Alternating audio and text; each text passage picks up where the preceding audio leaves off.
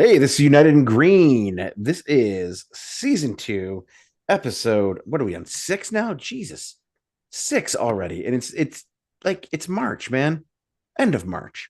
Um, it is time for our preview pod for our upcoming U.S. Open Cup matchup against the fleeting foxes of the Carolina Core.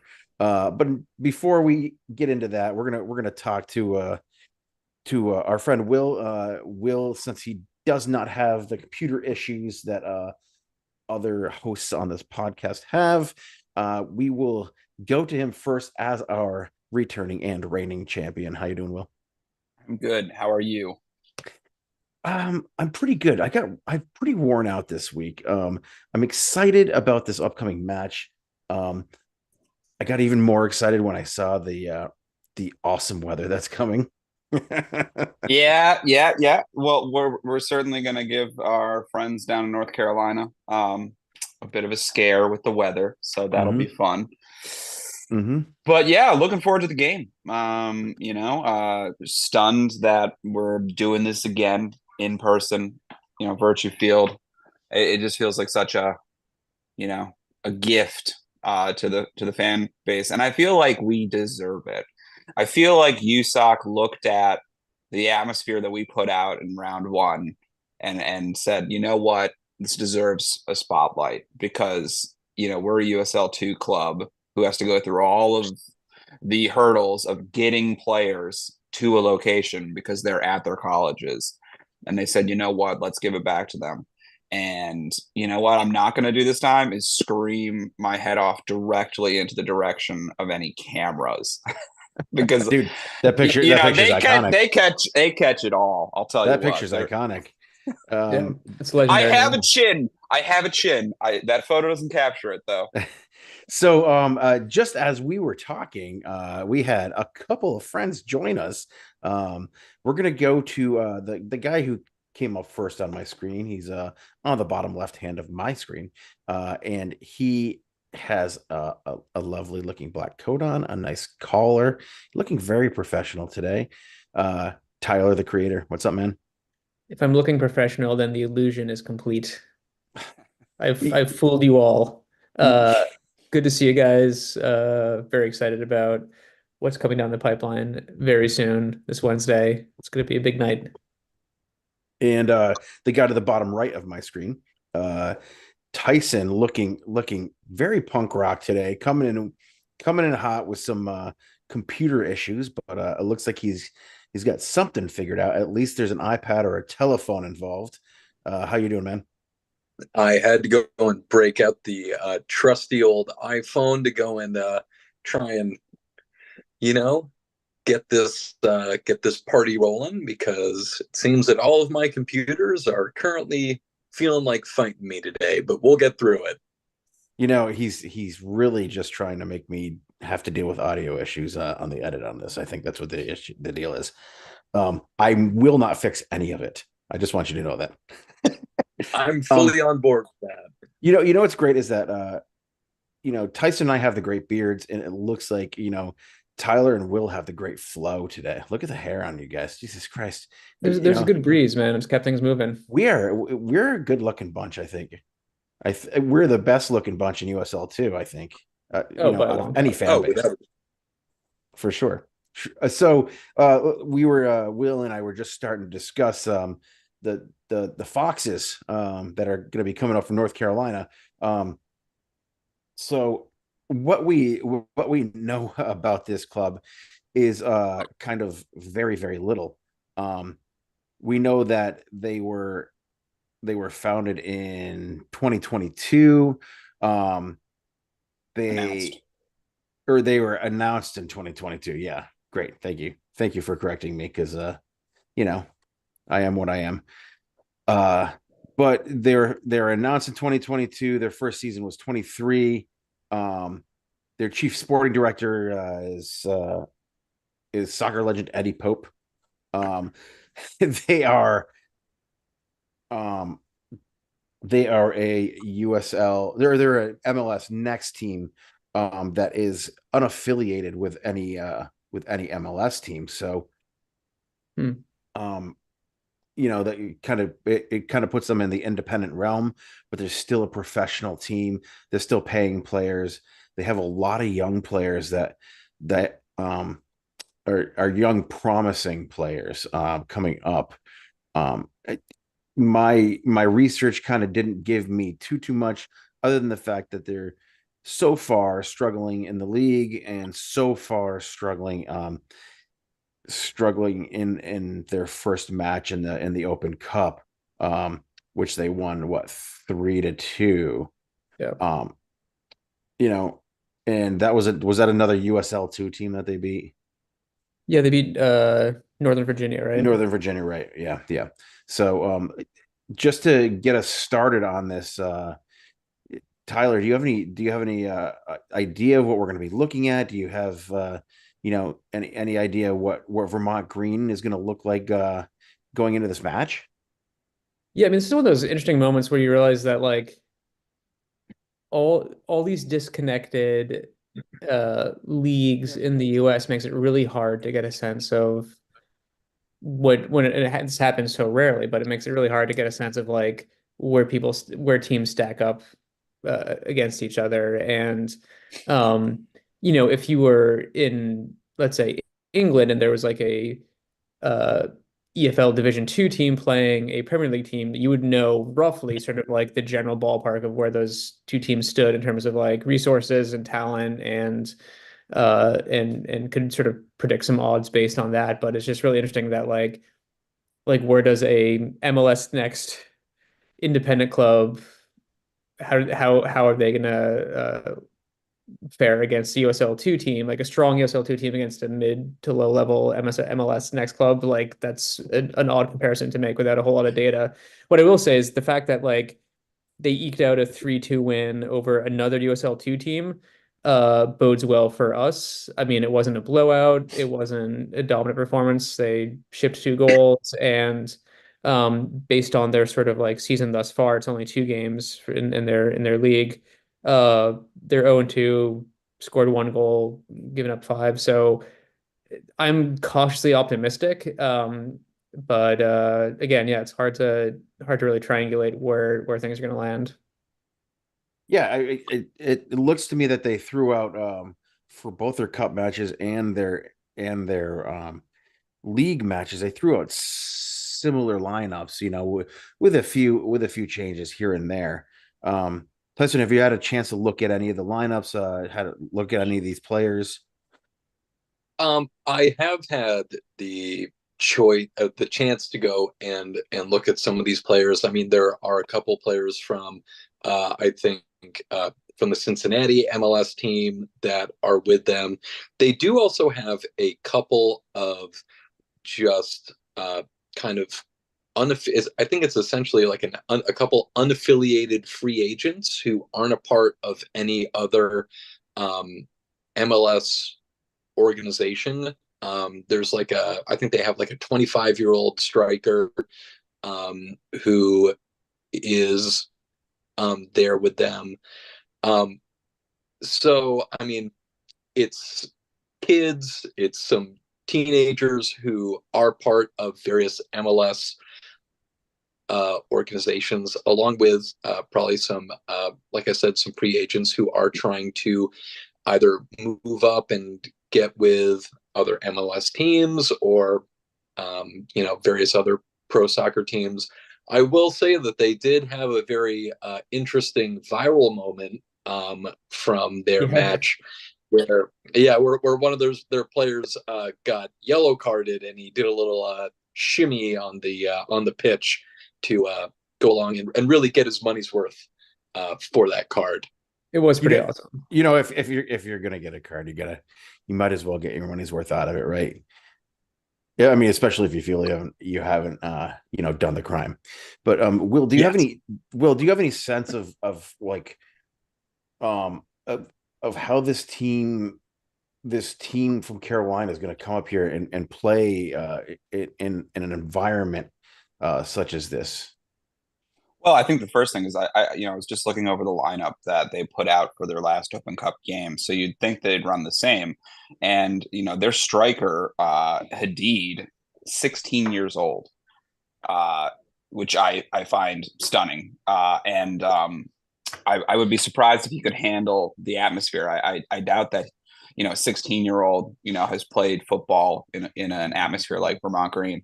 And that's not to get up on our high horse, but it's loud in there with the level for what it is. And so, I look at this team, they don't have a lot of history. We can't really see how they play, what their league positioning's been before. I'm not sure if this is their first season or second season, but, I can't imagine they've had too much time to, coalesce into a team on the pitch with a strategy, and where the vision for Vermont Green over the past couple of years has become pretty clear as to our style and our philosophy. You combine that with the home atmosphere, and I think that it's gonna be a tough match for Carolina Core. I do. Like we said earlier, it's really hard to put an exact beat on what the level of quality is for these teams. But, I looked when we were looking at Lexington and the lead up to this, that felt more intimidating than Carolina Core did. So, this could, I don't want to walk in saying that we're the favorites, but I think that, again, like we did with Lexington, I think we have a very real chance here, with the home field advantage in front of the fans, to get a result here. I think we all have to be looking at this as an opportunity to win, and not as a gift necessarily, just to be here. So it's going to be great, and if it's anything like it was for the opening round, the atmosphere is going to be electric. So. Yeah, so looking at these lineups, like you said, Hadid is there. He's a young man. They just signed a kid, Christian Diaz. Also, he's also 17 years old, plays right back. They kind of play, and not to get too much into the tactics, because I've made it very clear I'm not the biggest tactical whiz, but they have used Diaz at right back. They've used him at center back. They play kind of like a 3-5-2, or a, a three. I don't know. I don't know what you would call it, but they play with wing backs, that kind of push really far forward, in attack, and but they use that two-man up front, striker kind of system that years ago Antonio Conte kind of used. They do like to sit back and play defense. They do like to share the ball. It seems, so far in the matches that I've looked at, they like to share the ball a lot. They're not big in possession, but they are big. They are big, on counterattacks, and they will press you. And it also seems they're great on the counter press. So, they like I said, they use kind of the same setup in all of their games. They just played a game against United, Atlanta United, Yeah. and got pretty much run out of the building. But I mean, a lot of these MLS Next Pro teams that they're playing against are, have their academy products. There are kids who have been drafted and sent down to kind of learn the ropes and take their bumps. It looks like, they're probably going to run out a pretty similar looking lineup as they have in their first two games.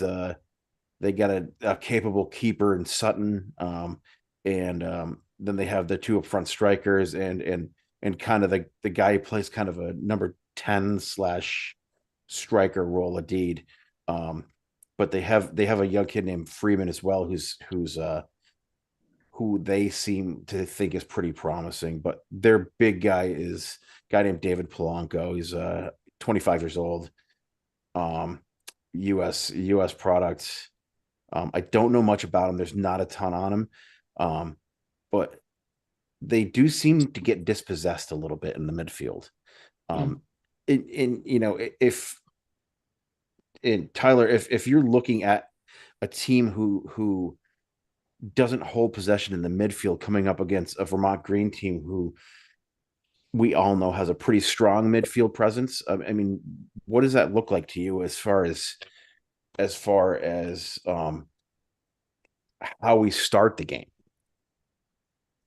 Yeah, I mean our midfield was pretty dominant for large stretches of the first game, and assuming we get a similar lineup to what we fielded in the first game, I think there's a pretty good chance that there's just a similar level of dominance, and combine that with some pretty clinical strikers up front and some pace on the wings. That looks nice to me. That seems like a promising recipe, but um, yeah, it's just again not to keep harping on this, but just like really interesting that there's just a complete like lack of information for this for a, for the teams and leagues that are not directly plugged into like the MLS system. It's like this very sort of um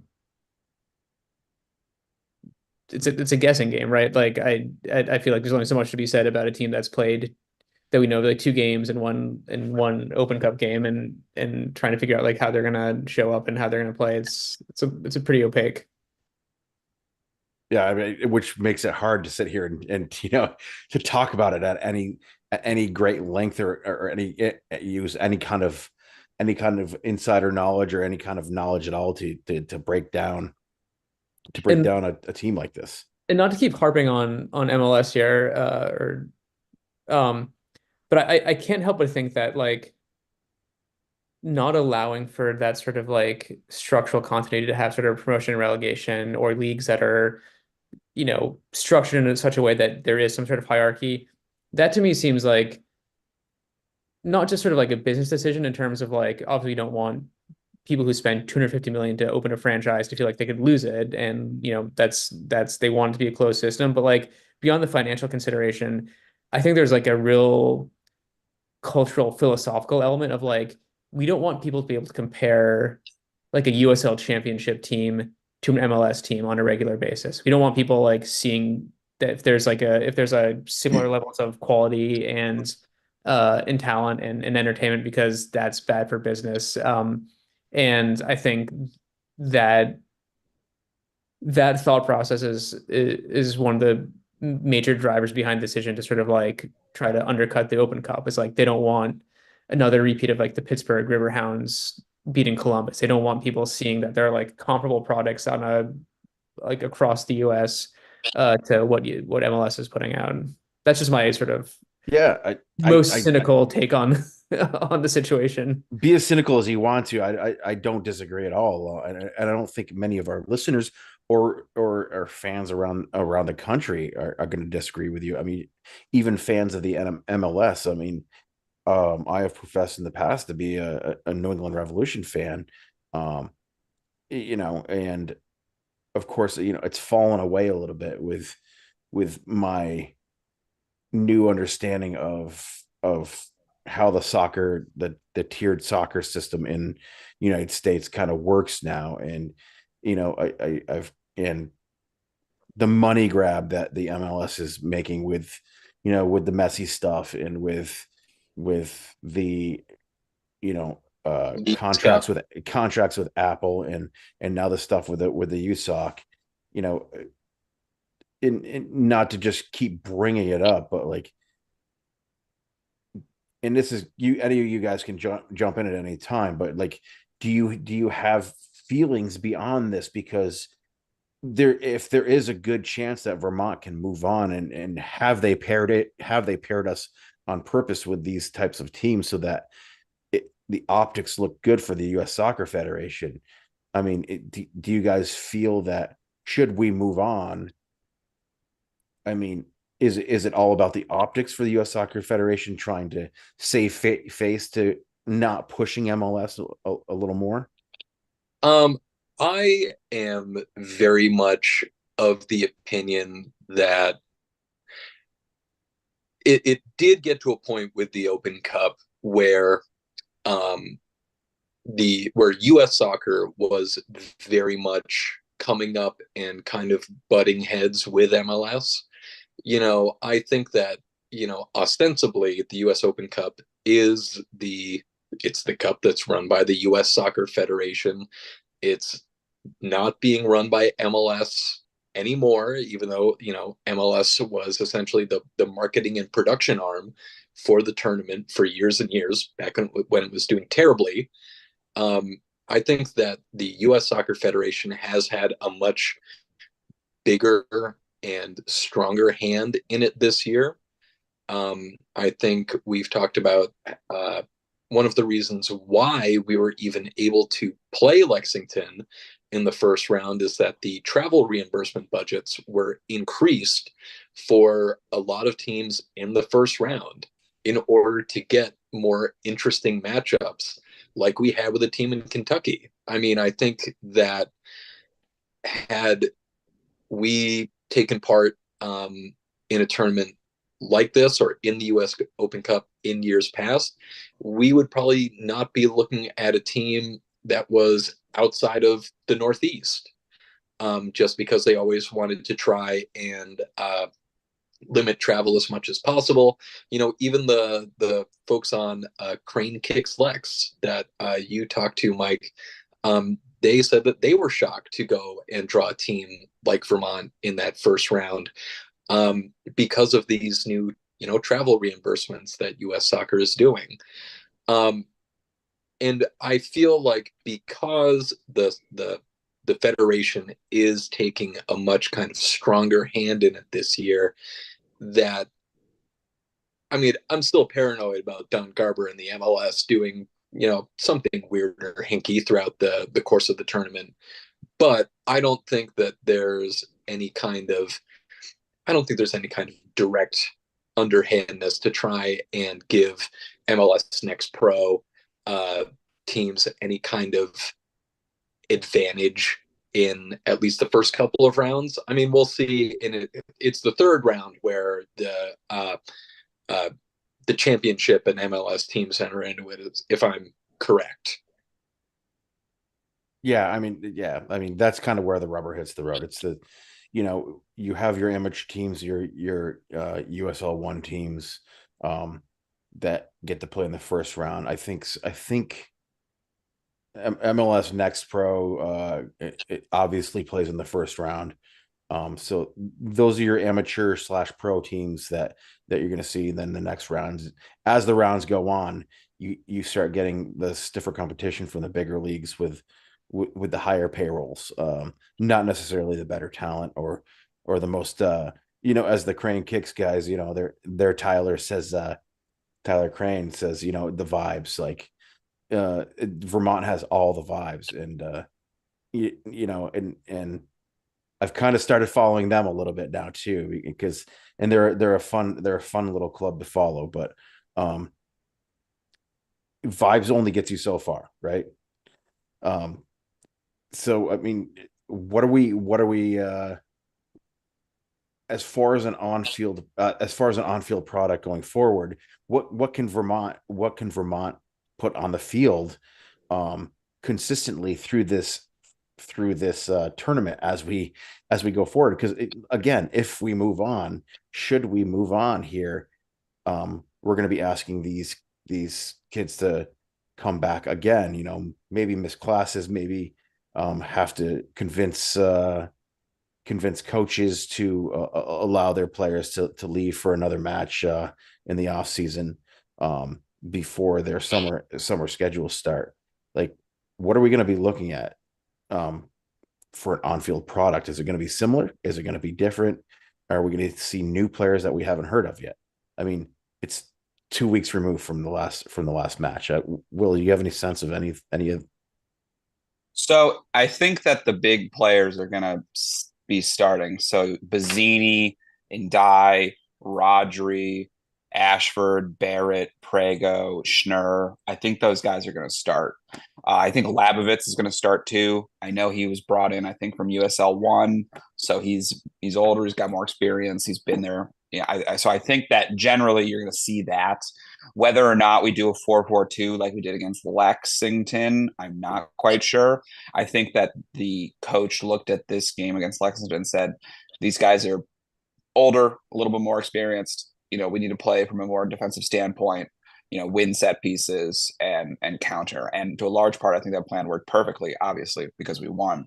So I'm wondering if they scout this team for Carolina and say they're younger, maybe they're more on our level. If we have a more aggressive positioning other than 4-4-2, but again, I think you're going to see Bazzini up front. Maybe Labovitz is there. We haven't seen a lot out of Labovitz, so we don't know if he can play on the wing.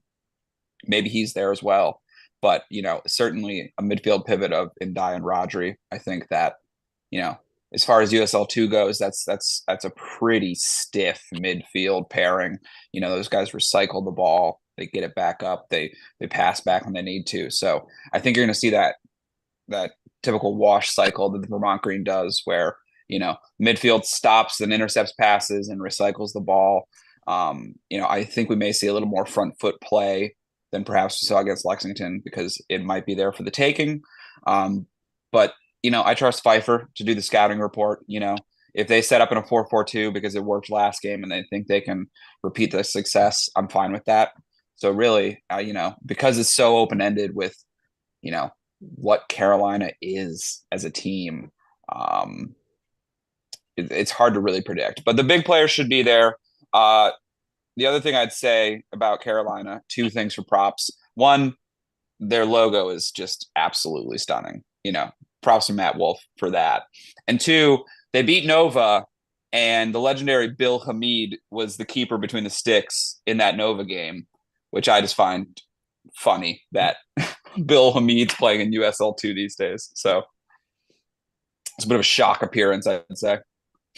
Hey, I mean, it's what Sasha Klashen's doing over for the Des Moines Menace. Yeah. I mean, they're doing it there. Bill Hamid went out for his, for his little Open Cup tour. I mean, I never really heard about any kind of retired pros doing anything like this. I mean, obviously we had Turbo Tobin during our first year, but I mean, retired MLS internationals being on your team is a little bit of a different beast.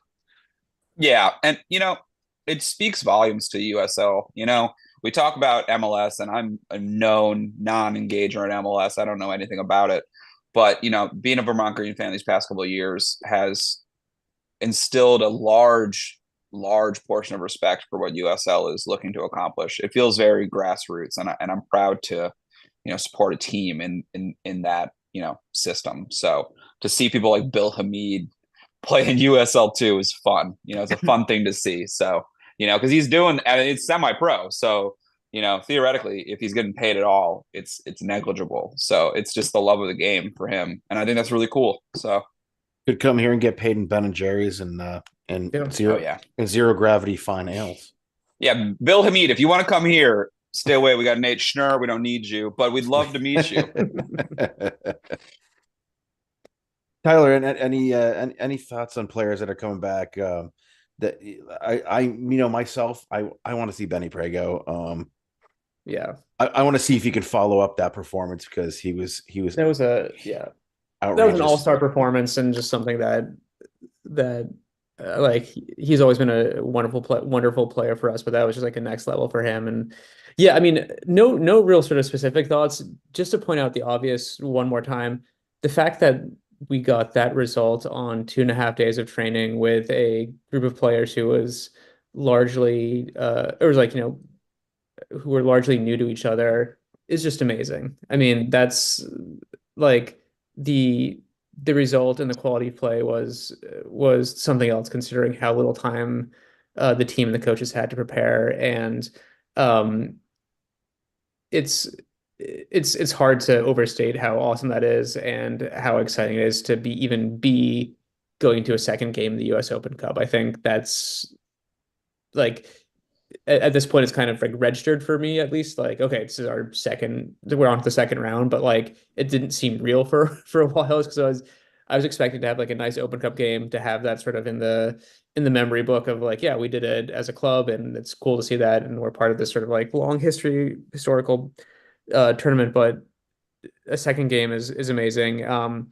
And it just gives me a lot of hope and excitement about the full summer season. Not to jump ahead here, but like if we're putting the team together now and sort of generating this momentum in March and April, then like look out in the summer because things are gonna be flying.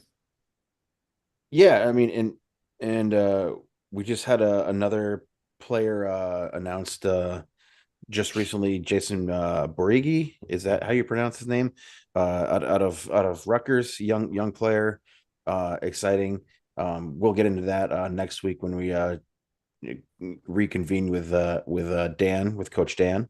Um, but we keep introducing new players, and speaking of, it looks like hopefully Pierce O'Brien will be back with us Yeah.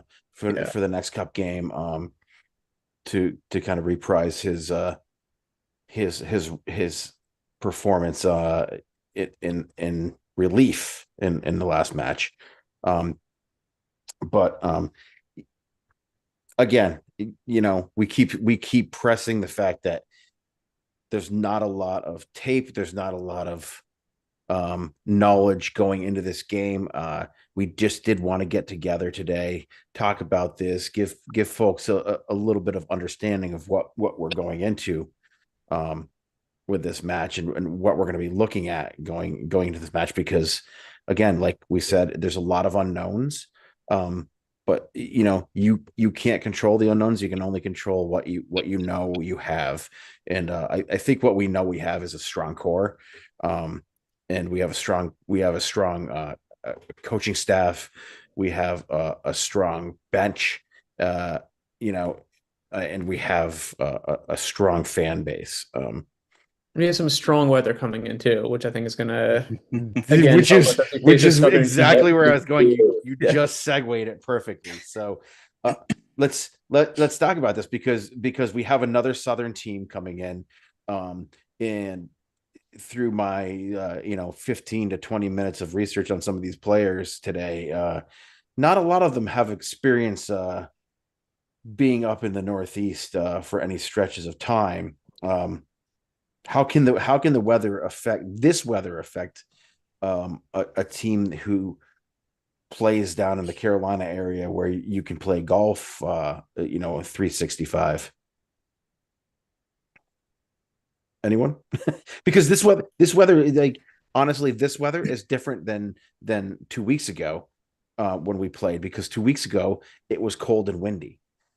Now we're looking at rain and wind and snow in the forecast. So we're looking at 40s during the day and then 30s in the evening, with snow. So, like, what is the effect on a game of soccer in the snow? Well, It's I mean, yeah. I well, sorry, well, real quick, but I was just gonna say that I was actually looking at some of the stats on FootMob for the Carolina game that they had in the Open Cup, um, and they had a lot of shots, but also a lot of very direct passes from the wings. So I think that they play kind of similarly to what we do. I think, they try and get it out to the wings, break up very quick, and then try and get those passes deep for shots on goal. But I think that with this kind of weather, it is going to be very incumbent on our defense as well as our center midfield to, really just try and be strong, get to that first ball, and then sweep up those second balls, because it is going to be slick, it's going to be greasy, it's going to be windy. You're not going to be able to have a lot of really tight, close control at your feet. You're It's not on going to be able turf. to. It's on turf. It's going to be slippery. And you're not going to be able to do a lot of really nice precision passing along the floor for this game if that's what it's looking like. So it's going to be, try and really hold on and be strong in kind of the center portions of the pitch when the ball comes your way, and then release from there. Well, Yeah, I was along those same lines. You know, the weather is different than the first round and the weather from the first round didn't really tell us all that much because, you know, they came on late. You know, I mean, we were holding on for dear life at the end there. So to any extent that the cold was going to sap any sort of stamina, you know, that just wasn't the case. You know, I and think it yeah, was the beginning, the shock at the beginning of the game was like they didn't warm up maybe, until maybe so. But you know, if there's gonna be slush on the ground, you know, I struggle to understand if our players, you know, have a lot of experience in the snow. So you know, it's really tough to predict. I do know we play a fair amount of off the ground passes, so I think our game should be, you know, relatively resilient to those conditions.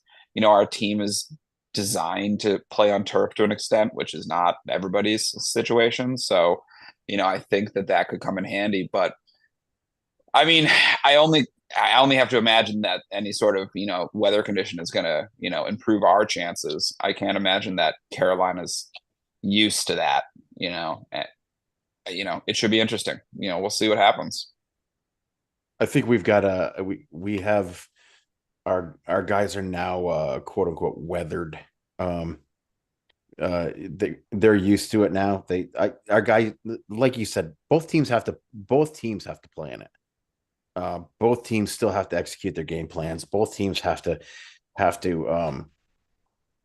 you know, receive balls to foot, um make nice touches and complete passes. I mean, um you also have to be quick on the turn, and quick to turn and play defense, and all of those things are difficult, playing in any kind of inclement conditions. I think a lot of these guys on our team are gonna be, um having played through last season, are gonna be more well conditioned to play in wet conditions on this type of uh, surface. Just having gone through the same thing last year, basically, not necessarily with the cold weather, but with the rain and with the slick conditions on the turf. But I think we're getting toward closing thoughts here. So it's late for everybody here. We A couple of us have kids. A couple of us have significant others that need to be attended to, and we all have work in the morning, I think. So let's get some closing thoughts in order here. Ooh, predictions, scoreline. Do we Oof, well old. boy, I don't like doing predictions, but Ah, you always do, so, and you always drag me into it. So we'll do predictions. I'm gonna since you're the returning champion, Will, I'm gonna go first to you. sure. Oh, okay. Well, I was gonna trick you into giving one the not give one, but I'll be bold and say what I really feel. I think 3-1 to the green. Mm. Tyler. My prediction last game was 2-1. I'm actually going to stick with that. I think uh, you got to allow for Carolina scoring a goal. But I also think with our scoring record, we are more than capable of putting at least two in. And I was wrong in a good way that we put in four, but I'm going 2-1. Tyson.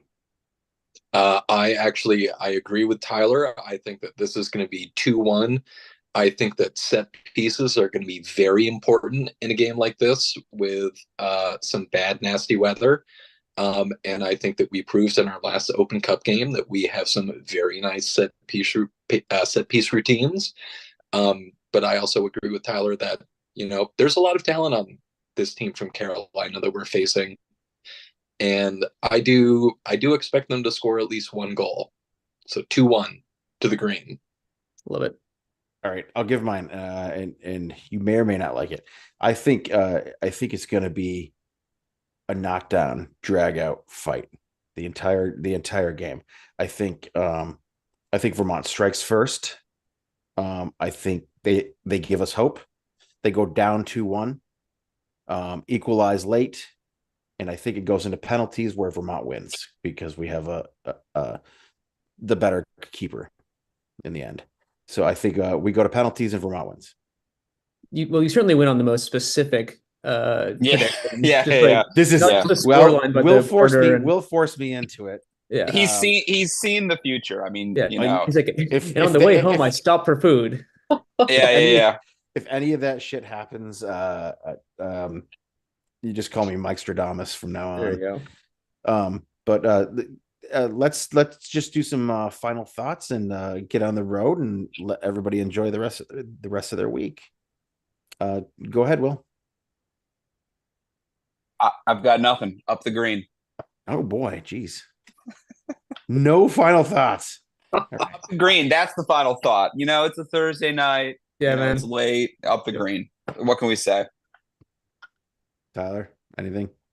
I'll go back to a well-worn topic, but I think the last thing that MLS wants emerging from the US Open Cup, I think it's two things. It's one, really good stories like Sasha playing like Vermont Green upsetting, like El Farolito, fucking taco joint, just like capturing the hearts and minds of millions.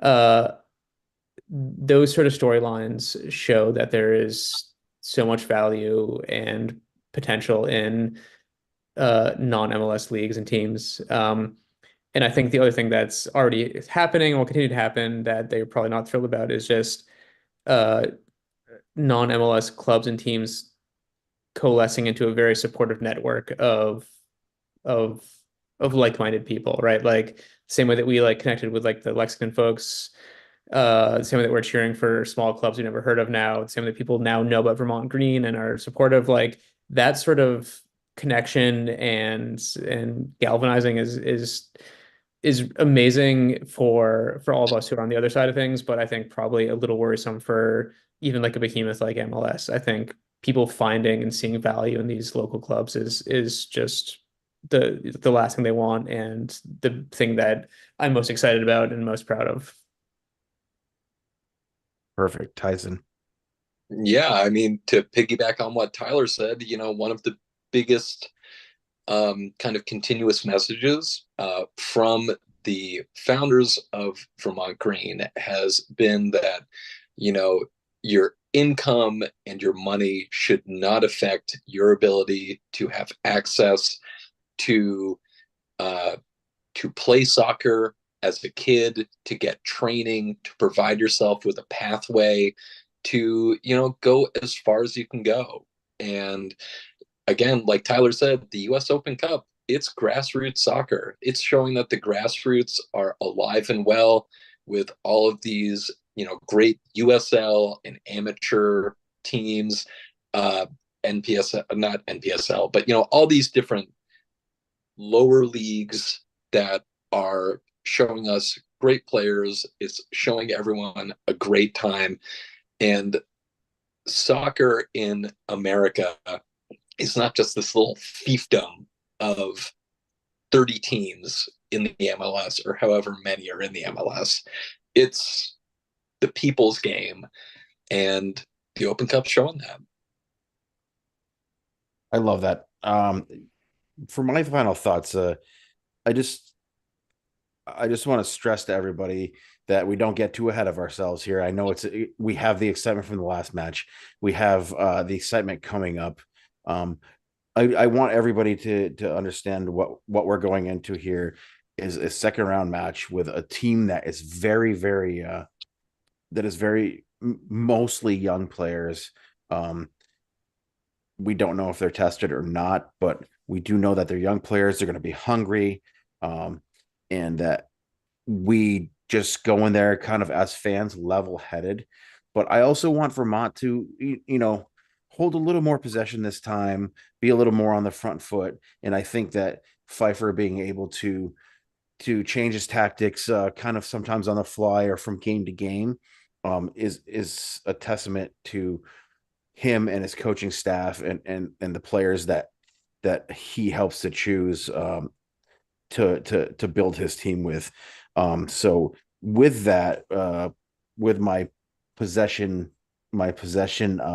little comment there, I just want to leave everybody with a Johan Cruyff kind of quote, and he said, "Defend, if we have the ball, they can't score. So let's hope we have a lot of the ball going into this game or coming out of this game. And they can't score if we have the ball. So until then, I love and respect all of you. And I just want everybody to go out there, tread lightly, be safe.